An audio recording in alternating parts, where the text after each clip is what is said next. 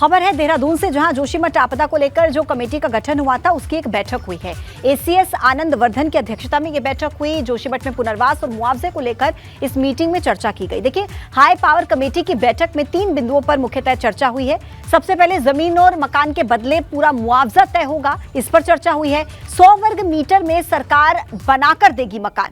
जो प्रभावित जमीन चाहते हैं उन्हें जमीन दी जाएगी। जो परिवार मुआवजा चाहते हैं उन्हें मुआवजा मिलेगा। 75 वर्ग मीटर में डुप्लेक्स घर बनाकर मिलेगा और क्षतिग्रस्त भवनों का मुआवजा सीपीडब्ल्यूडी के मानकों के तहत मिलेगा। देखिए, ये महत्वपूर्ण है जोशीमठ के पीड़ितों के लिए। एसीएस आनंद वर्धन की अध्यक्षता में जो बैठक हुई उसमें पुनर्वास और मुआवजे को लेकर चर्चा हुई, जिसमें यह तय किया गया कि जो चाहते हैं घर उन्हें घर बनाकर दिया जाएगा। जो मुआवजा चाहते हैं उनके लिए मुआवजा मिलेगा।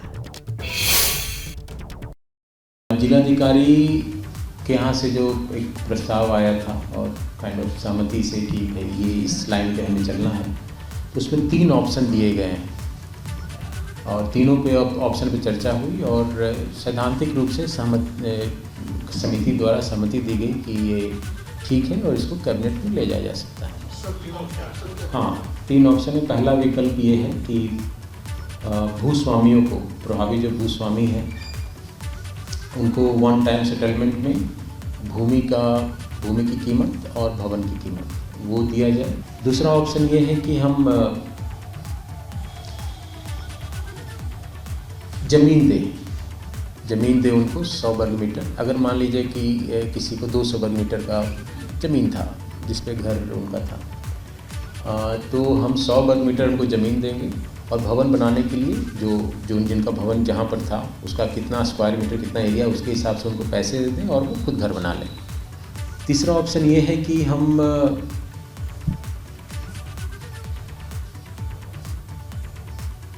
घर बनाकर भी हम ही दें।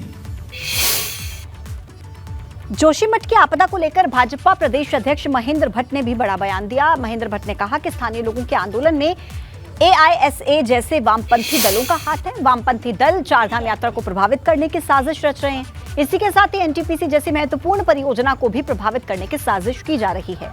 भाजपा प्रदेश अध्यक्ष महेंद्र भट्ट के बयान पर जोशीमठ बचाव संघर्ष समिति के अध्यक्ष अतुल सती ने तीखी प्रतिक्रिया दी है।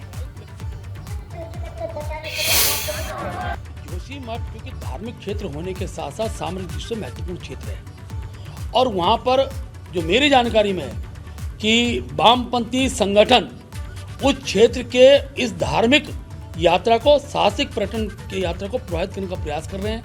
वहाँ की जनता के अंदर भय का वातावरण तैयार कर रहे हैं और मैं कह सकता हूँ जहाँ सरकार प्रत्येक प्रभावित व्यक्ति को उसकी मदद करने के लिए कटिबद्ध है। भाजपा के प्रदेश अध्यक्ष महेंद्र भट्ट जी का बयान आया है, उन्होंने उसमें ये जो जनता बैठी है आंदोलन में, इस जनता को माओवादियों का आंदोलन बताया है। उनका कहना है कि चीन की साजिश है। जिस दिन इन्होंने मुझे अपने घर पर बुलाया, बैठाया, मुझसे जोशीमठ के बारे में सुझाव मांगा, तो क्या ये माओवादी से सुझाव मांग रहे थे? चीन के लोगों से सुझाव मांग रहे थे। और आज जो है राहत पुनर्वास का काम तुमसे हो नहीं रहा है। 1 महीने से जनता बैठी हुई है, लोगों के घर मकान टूट गए हैं, तब वो व्यवस्था करने के बजाय महेंद्र भट्ट इस तरह का उल-जलूल बयान दे रहे हैं।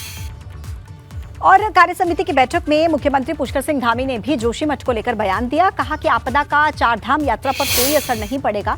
चारधाम यात्रा तय समय पर ही होगी। उन्होंने जोशीमठ के हालातों पर भी विपक्ष से अपील की है कि जोशीमठ को लेकर किसी भी तरह की कंफ्यूजन में ना रहें। जोशीमठ पर सियासत प्रदेश के लिए ठीक नहीं है। पूरे प्रदेश के अंदर एक कहीं ना कहीं उसका प्रभाव जाता है। देश के अंदर एक लोगों के मन में संदेह पैदा होता है। वह संदेह भी हमारी कार्य समिति के माध्यम से दूर करने का संकल्प लिया गया है कि हम चारधाम यात्रा को पूर्व की भांति, जैसे पिछले वर्ष एक रिकॉर्ड के रूप में हमारी चारधाम यात्रा चली थी और एक रिकॉर्ड बना था कि इतने 2 वर्षों के अंतराल के बाद यात्रा प्रारंभ हुई थी, लेकिन रिकॉर्ड तोड़ यात्रियों ने उस यात्रा में भाग लिया। और पहले से ही हम लोग इस वर्ष की यात्रा और अच्छी संचालित हो, अप्रैल माह से यात्रा प्रारंभ होनी है, उसके लिए हम हर प्रकार से काम करेंगे। आपदा के स्तर पर हम लोग आपदा कंट्रोल रूम, वार्ड स्तर पर कार्यकर्ताओं की टीम और समाज को हौसला एवं हिम्मत देने का काम भी हमारे संगठन के माध्यम से, सरकार के माध्यम से किया जाएगा। और आज विपक्ष के पास कोई मुद्दा नहीं है। विपक्ष मुद्दा विहीन है। जहाँ एक तरफ तो वो आते हैं, उनके सभी वरिष्ठ नेता भी आते हैं और हमको अपना सुझाव भी देते हैं, अपनी सलाह भी देते हैं, और दूसरी तरफ भारत जोड़ो यात्रा जो उनकी चल रही है, उस यात्रा में जाकर जोशीमठ को अलग तरीके से जो प्रस्तुत करने का काम करते हैं, वो निश्चित रूप से उत्तराखंड राज्य के हित में नहीं है। इससे राज्य की छवि खराब करने का भी प्रयास हुआ है। हमारे पार्टी के सर्वोच्च जो हमारा नेतृत्व है, उनको हमने आश्वस्त किया है। विशेषज्ञ संस्थाओं की अंतिम रिपोर्ट जोशीमठ में आएगी और उनकी रिपोर्ट आते ही जो भी एक कंपाइल रिपोर्ट बनेगी, एनडीएमए उसको कंपाइल करेगा और कंपाइल करने के बाद जोशीमठ का जो सबसे अच्छा पुनर्वास हो सकता है, हम लोग उस दिशा में आगे बढ़ेंगे।